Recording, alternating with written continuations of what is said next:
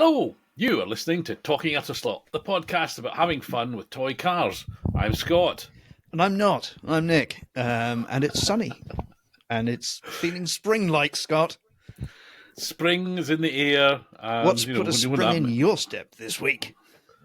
Well, it's like the one show. moving on to slot cars. No, the mostly actually listeners, regular listeners, I should say, will remember from maybe 2 or 3 months ago.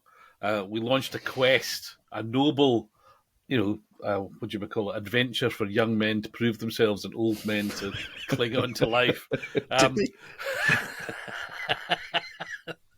Something like that. Okay. Anyway, it was the background is I had just bought and been delighted with a yellow and black DeWalt sponsored SCX Morgan GT1 car, and I was waxing lyrical about it. And you said, "Oh, there's a really rather lovely green and gold livery of the same car." So I was immediately plunged from the happiness and contentment of a man who's got what he thought he wanted into the deep longing and unfulfilled state that is the man who knows there's a slot car he wants but he hasn't got. And at the time I looked, and these things were very rare and quite expensive on the Bay of E. And but anyway, not to be undone, I was... Every now and again, I would type in a search, as I did about 10 days ago, and one was there, and it hadn't gone up to a ridiculous price. Anyway, I put in a bid, thinking I must remember to come back to it, which was even more remarkable because I remembered because it was a Sunday night and I was down the pub in the middle of the pub quiz. So me looking at my phone was not necessarily the best thing to do. However, I remembered to do it.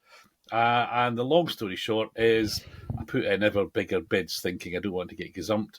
And I won it. And it didn't cost me that much. It was actually a bargain for me. Apologies to Dave who sold it to me. But it's come to a good home, Dave. It's much cherished.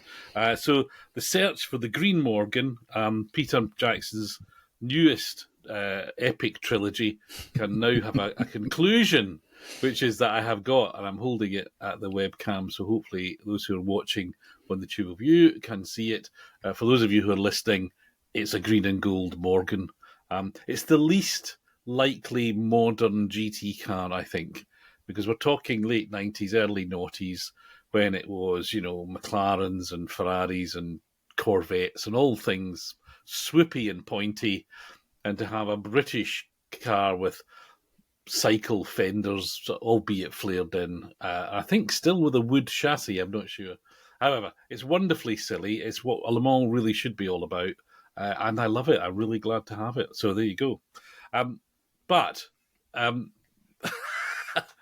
to spoil the surprise, having been delighted, and I told you about this earlier, you suggest the search may not be fully over.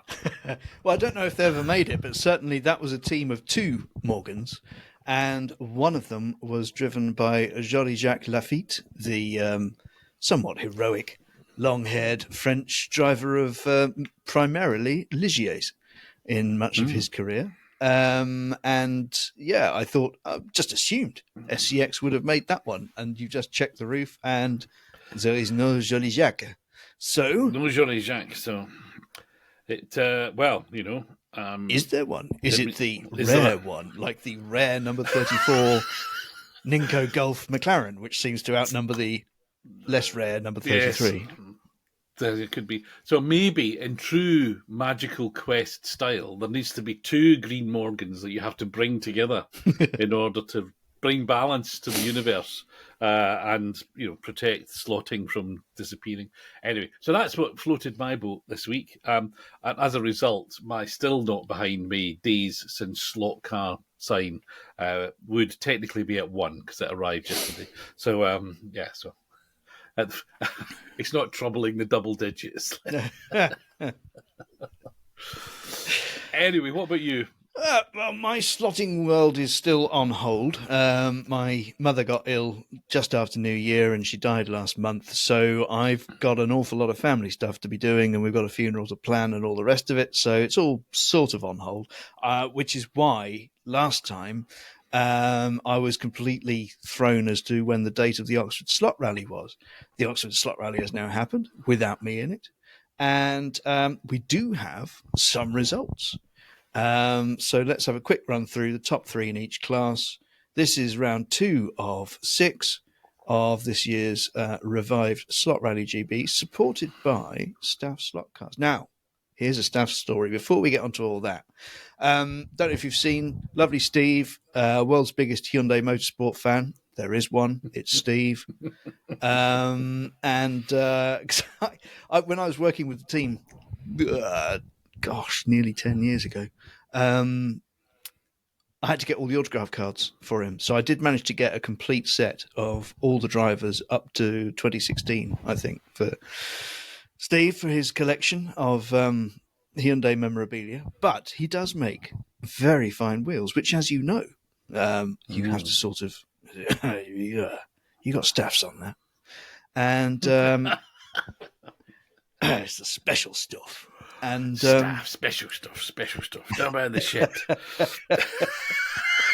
Well, Steve put a note on the socials saying, what style of wheels should we do next? And I said, what about the 6-spoke speed lines that used to go on Subarus, if that's not enough alliteration? And sure enough, we have 6-spoke Subaru wheels by Speedline, made by Staffs. I see the Dutch Sean Connery has made He spent 6 months in Mumbai and picked up a bit of the accent from there too. But anyway, you can now get in whatever anodized colour you want, very round, very fast, 6-spoke Speedline wheels, which I suggested because obviously Scaleauto has come out with an new Colin McRae 1995 car, and probably lots of people are going to want to put 3D chassis and hot motors and will want wheels for it. But I haven't seen any on a Subaru yet. I've only seen one on an SRC Peugeot, which they still look rather fetching. It's early days, I suppose, for the Subaru. I mean, it's just a reminder that all slot cars cost 90 quid. You know, even if it's a 50 quid car, you have to spend 40 quid on a chassis and wheels and tyres. Only if you're a speed crazed demon, obviously. Obviously, but going back to round 2 of Slot Rally GB, round 2 of Slot Rally GB, and it was sort of no change. Although there were some really nice tracks that were put together. First time Oxford has held a rally. There was some fairly intricate work been done there. I previously have been to I've been to a rally at Oxford. Never. Years ago, but never. Yes. In the gloom of the Ramsden Hall. It was very moody. Let's call it that. It was moody. Fog lights on. And so that means the sort of fairly static top order in terms of people's car choices. First place was Wayne Goebel. First time Wayne's appeared on the current championship, a mainstay of the old championship, and he won Classic with his Scaleauto de Tommaso Pantera. And he was just 1.06 seconds ahead of the identical model, pedalled by Gareth Jones. So Gareth's finished first and second so far in the opening 2 rounds in Classic, but was beaten by 1.06 seconds over 7 stages. Not bad. And then Mr. Underwood, that John Underwood, was third with his SRC Porsche 914, which I really hope is wearing the body he bought from me at Swindon, because I made a white kit, did it as the 1970 RAC rally car, because there are actually very few Porsche 914 rallies that can be counted and made into rally cars. And given the number of Porsche 914s that now fill the classic section of slot rallies, I hope that a non-standard livery was appearing. Anyway, so it's all at the top, 914s and Panteras, and you have to go down a bit and find the team slot Alpines and SCX Fiat 131s and all the other sort of interesting cars that can take part in classic. Good stuff. As you were reading that out, my mind went off on one, as it's prone to do, because at the mention of John Underwood, because John turns up to every slot car competition known to. In fact, I'm slightly surprised sometimes when I'm out in the garage that I don't get a knock on the door and he's there. But anyway, I think in the style of wrestling and snooker and darts and all that sort of thing, because he is at every event, almost every event, I think he needs to go by the name of John Ubiquitous Underwood, and he therefore needs a theme tune. So as you were, I sort of thought I can just imagine the next round or the next rounds of the championship. You will have the drivers waiting sort of off stage, as it were, and they'll be introduced by some slightly manic MC, and various that pieces just reminds me of Red Dwarf. When Dave Lister was playing pool, and he said, "Yeah, my nickname, they call me Dave Cinzano Bianco Lister because once you get me on the table, you can never get me off." Okay, yeah, I'm not sure I fully understand what that means, but you can explain to me later. Anyway, so I think from now on, at each round of the Slot Rally Championship, drivers have to be introduced, and it's compulsory, as well as having a co-driver in the car, that they've got to have a walk-on tune, as well as a middle name.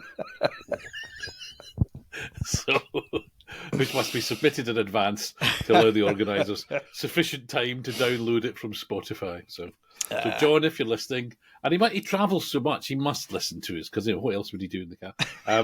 What would John Ubiquitous? There's such a thing called music. Here, there, everywhere. I suppose it's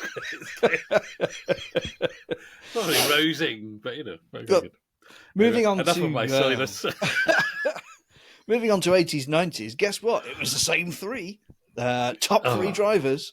Gareth Jones was first for the second time in two events with his SRC Lancia Delta S4. Followed by that John Underwood with his SRC Peugeot 205. Followed by the Wayne Goebel with his MSC Subaru Impreza, also available from Scaleauto. Phil Barry was third with his Avant Ferrari. And then there's an awful lot of SRC/OSCs. And Phil also had his slotted Mercedes, which he has, I believe, rebodied from the stock DTM body that comes with the car to the Hobby Classic lightweight resin Group A car. So, I haven't seen it, but stuff. I can imagine he would. So the an early pattern has emerged. Shall we call it that? Yes. Of if you want to do well, you need to be called Graham and run a car which comes from a manufacturer with three initials. Yes, that's it basically. That's the clearly recipe for success. Cruising for a bruising with my selection. Well, you could almost your middle SRC parts in them, so that should you could change your middle name could be Graham, so it could be Nick the Graham Garten. Just it sort of sounds okay. Yeah, sort of. Yeah. No, do you want a modern top three? Should we have a modern top three? Go on then. Go on. Only two of the top three drivers from the other two classes finished in the top three, but they managed to fill the top three because that man, Gareth Jones, won again in his, or with his, not in it. Scaleauto. You've got to be able to get in the car. It's not legal unless you can sit in it and drive it home. No. Yeah. Scaleauto Pug 208 even, which is a Rally 2 car, Rally 5 car, R5, Super 2000, who knows? It's a Peugeot. And it's modern, so that's nice. And it's actually a rally car. Meanwhile, John Underwood has gone to his Le Mans box, pulled out an NSR Porsche 997 and put a co-driver in it, and he finished second. I'm teasing. I know that there are rally liveries available for the NSR Porsche 997, and I'm sure that they make great rally cars. And then Gareth Jones was third. But guess what? What? Listener? He was finished third tell me.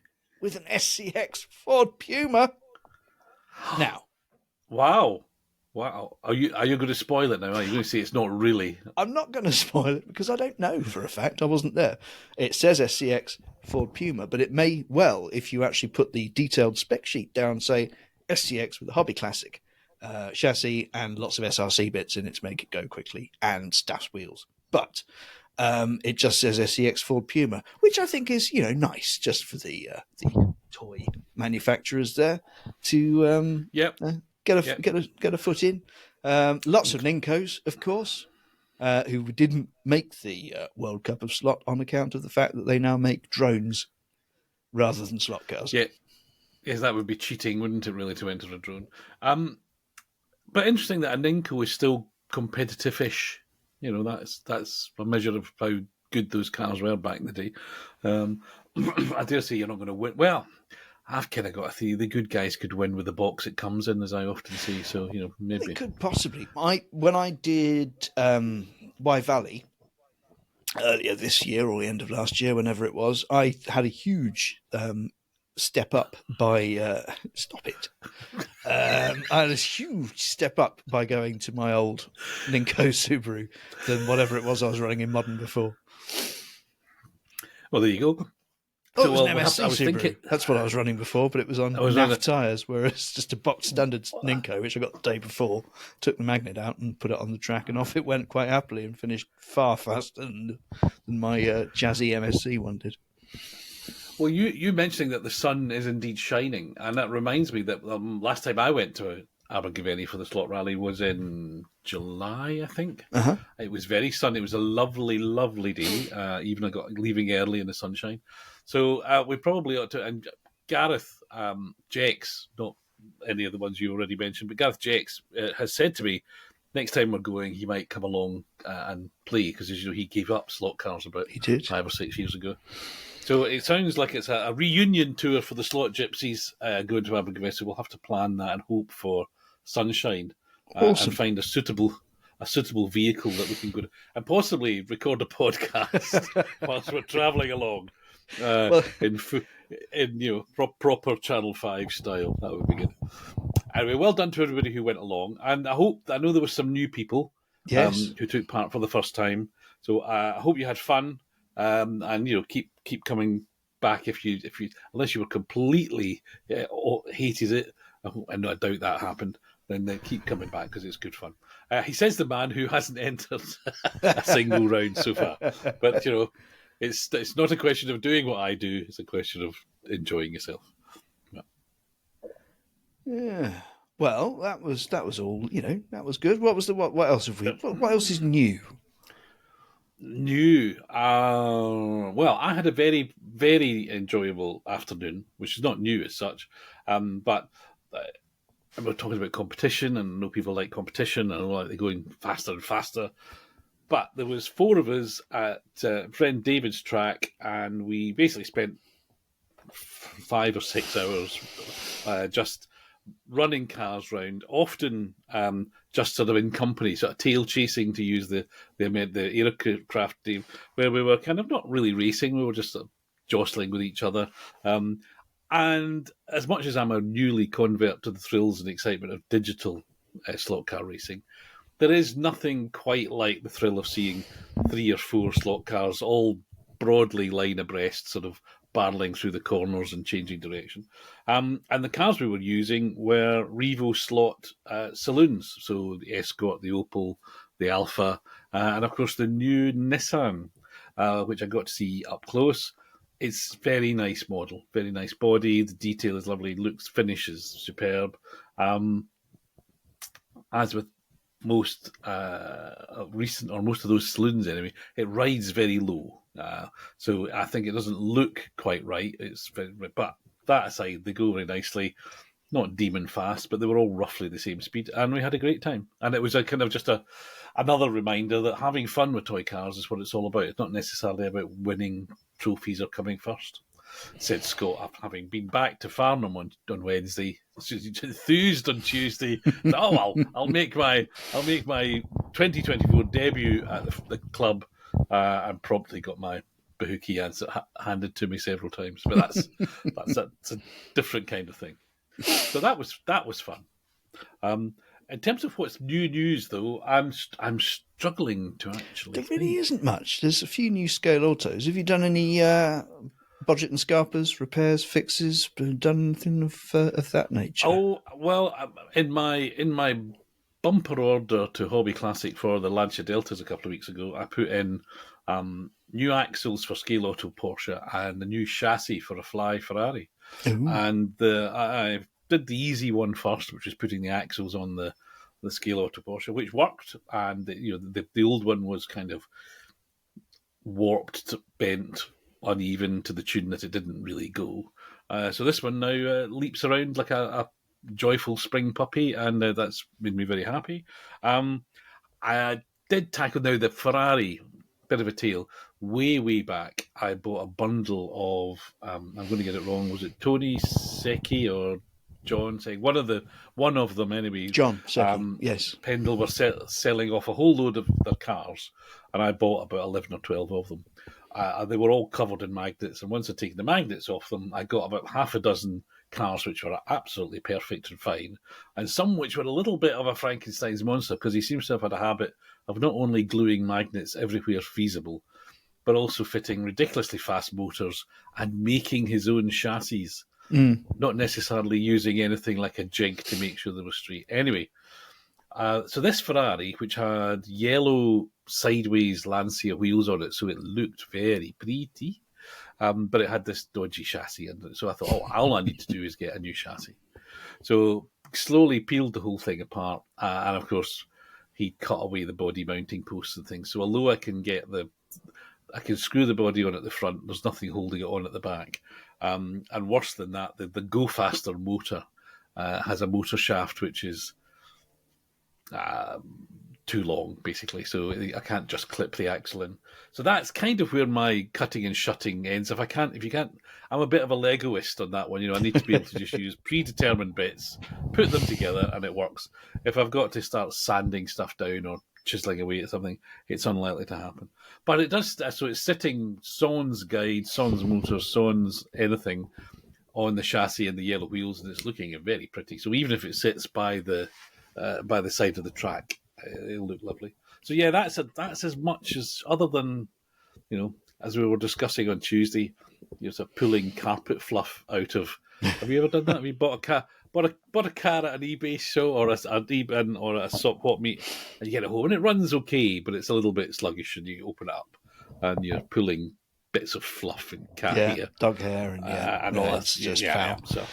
Yeah, when I get back to it, there's quite a few outstanding jobs before I start to think about anything new, like the Noel Edmonds two-door Ford Cortina. I've drawn up the decals for it, need to print those off from the Pendle kit. I've got my last two sets of Porsche 956, 962 decals to pay for, but they've been drawn up, which is nice. So Mr. Mini Prints has done the job again. Which will be Sarel van der Merwe in the last appearance of a Porsche 956, which he raced at Kyalami in '86, and the Just 962, the new shape without the Batmobile rear wing, the high rear wing instead. That one will be done as it appeared at Donington in 1989. When I were there wearing a bomber jacket. Lovely. The car, not you in a bomber jacket. The hair was it not great? Was it big hair? Was it mullet? It was quite. It had height, width, and depth. Yeah. And were you wearing a jacket with padded shoulders? No. It had fur around the collar. It was a leather flying jacket, but it wasn't quite an Irvine. It was more of a Sunday market flying jacket, if we're honest about it. We've all pictures of all of us in the 80s are not really very friendly, to be honest. But at least we all look crap. That's what's so great about the 80s, is that we all look crap. Apart from Meg Ryan. So at the time. We didn't think so at the time. Was that before she had her lips artificially inflated? Yes, this was when she was still in her 20s. This was a wonderful period of humanity. Clearly had a deep effect on you, and I don't think it was necessarily the plot of the movie, was it? Let's be honest. First time I saw it, my friend and I got Inner Space out from the video shop from the video library, and we watched it through, and then we rewound it to take it back, and then we thought, let's watch it again because she's really cute, and we did, and it was a very funny film too. So Inner Space, everyone, if you're looking for a bit of retro comedy. Is that the one where I can't think of his name, is shrunk down in a mini submarine and put inside somebody? Yes. So Dennis Quaid gets shrunk and he's supposed to go into a rabbit, and he goes into Martin Short, and humour ensues. Anyway, back to slot cars. Last show, in the midst of talking about something else, you inspired me to think of something which we've coined as a working title. Slot car stories with Nick, and I sort of envisaged a kind of tea time, just before the news, that kind of calm everybody down, or maybe even bedtime, where kind of gentle music fades away. We pan gently in on you to seen holding in a chair with interesting memorabilia scattered around you. Sounds like I should have a pipe. And possibly, and you've got a slot car, and as you turn to the camera and you just say, welcome, everyone. And today, I'm going to tell you about. So, with that build-up, with that mental image, Nick, what are you going to tell us about today? Well, I suppose all the slot cars I make are, they have a purpose. They are a specific car from a specific time. So I thought, well, having said that, I've got 60 slotted Porsche 956s and 962s. I should probably describe why I have one. I will hold this up to the camera for those on the tube of you, and you will see that it's quite an unexciting livery. It's just plain white, with the side panels that were metal in plain metal, and it's got Rothmans in very plain blue on it, because this is the car that was used for testing chassis 001 in the winter of 1981 into early 1982. So it was the first 956 built, the first monocoque ever built by Porsche, and it was tested at Weissach, and then when it got too cold and snowy at Weissach, they took it down to Paul Ricard, and ran the thing to death, making sure that it could cover the right amount of distance without braking, and that everything worked, and all the rest of it. And it's in a semi-livery because the Rothmans deal was only done very late. It was a personal sponsorship, actually, of Jochen Maas, who had...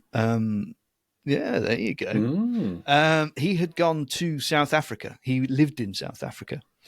And Rothmans is a South African company, and he got to meet the owners over a dinner somewhere in South Africa after he'd moved down there.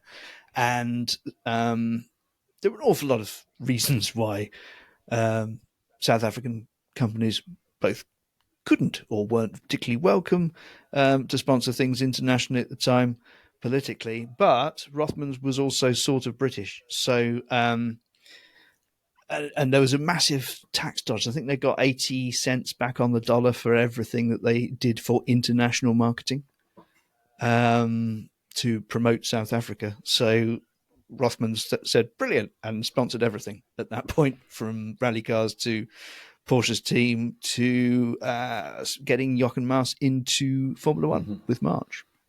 Okay. So it begs to stop you there, and I shouldn't do this, and you're the man who would know, if anyone knows, there's an alternative universe then, so it wouldn't have been the Rothmans 956. What livery would it have run? Would it have just been like a Works white with bits on it livery, do you think? Or would they have had... They had sponsors, like there was the Jules car in 81 that won Le Mans. Yeah, I think Rothmans came along with a huge check and paid for an awful lot of stuff. And the program was actually very limited in its funding. I mean, the 956 was basically everything out of the parts bin apart from the ground effect. And Jürgen Barth, who, former driver, still drove for Porsche and others in period of Group C, but he didn't drive the Group C that often. He was actually in charge of the sales program for the privateers, and he when they were designing it, Norbert Singer sent him down to the museum to measure the windscreen of the Porsche 917 so that he could copy it for the 956, because he couldn't remember the dimensions. So he sent Jürgen Barth down there on a little errand with a tape measure. And is a 956 literally the same shape windscreen as a 917 then, or just it'd be amazing if they were? Yeah, it is. Yeah, wow. Yeah. So this, the plain white version came out. All the liveries for the Rothmans and later the Shell Dunlop cars were done by a British bloke called Rob Powell, who's still around and still does liveries for people.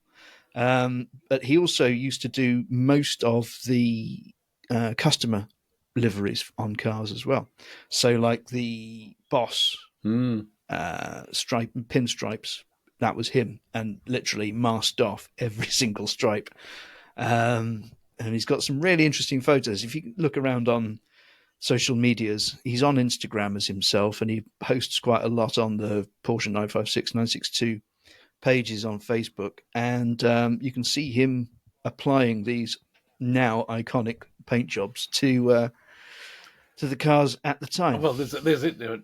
Slotted clearly need to take a lead from Fly and produce a not quite finished painted special edition, as Fly did with the Martini. Anyway, I have interrupted your flow because you were telling us about this car and why this car is special. Yeah, well, why this car? Because it's number one. I mean, it then did the first race at Silverstone in May '82, where it won Group C but didn't win the race because it had to run relatively sedately compared to the Group 6 Lancias, which didn't have a maximum fuel allocation, so they could just tear off round and burn as much fuel as they wanted, whereas the Porsche was slightly limited. Then it was the spare car at Le Mans when the cars finished 1, 2, 3 and were the first team since Ford to finish sort of across the line together. So Ford in 66 and then Porsche in 82. And then that car went to the Norris Ring, and Jochen Mass won at the Norris Ring. And then the car was retired and it was shoved to the back of the workshop. And when Jackie Ickx retired at the end of 85, he was presented with chassis 001, which he had for many years.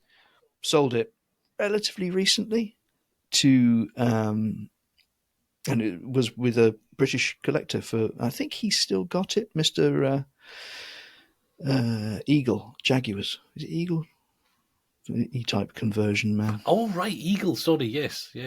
I thought you were saying Igor, and I thought, no, I don't...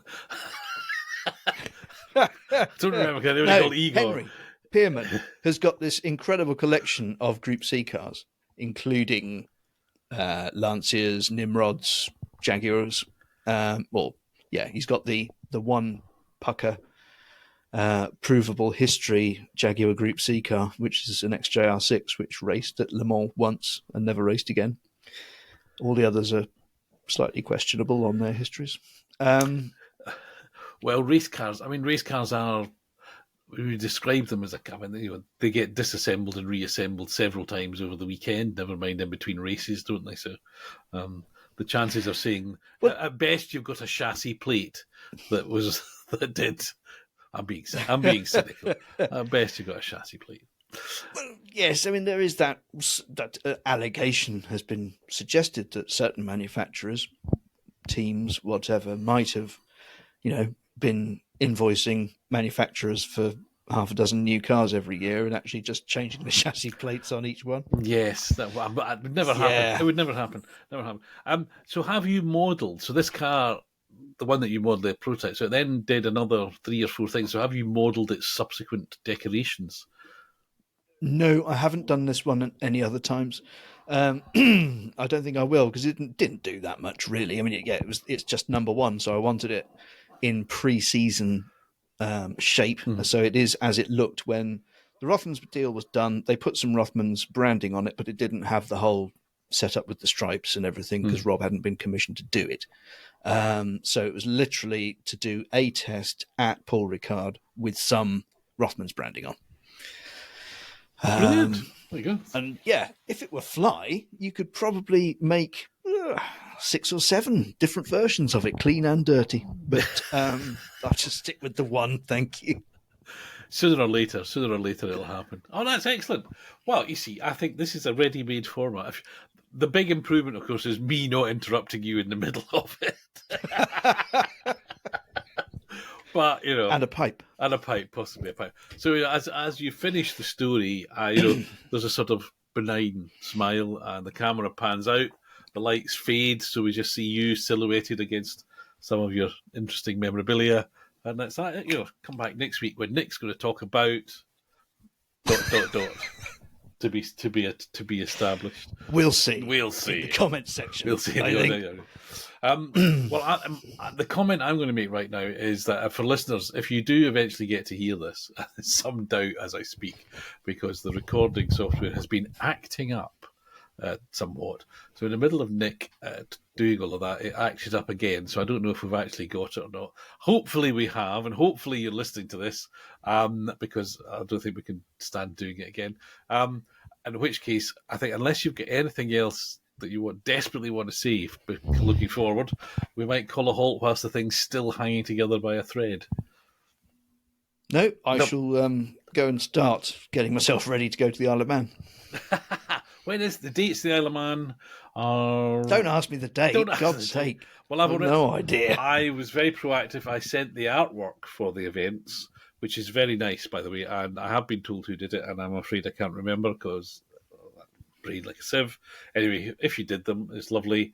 And I've sent them through to Dave Kennedy, so they're now included in his Friday night news update of events and shows, which are predominantly American and Canadian, as you would imagine. But now we've got the Slot Rally GB ones because the artwork is really lovely for those things. So anyway, Isle of Man, probably a fairly limited audience at Isle of Man, but then there's another 3 rounds after that at Abergavenny, Farnham, and Worthing. So yes, if you feel like joining in, it's not too late. And if your name's Graham, you definitely should join in because you're going to win. That's my take on the whole thing. Just remember, you've got to have an interesting stage name, and we'll go from there. All right, then. I'm going to stop babbling. We'll say thank you for listening. Thank you to Nick, and we'll see you all soon. Take care, everyone. Bye.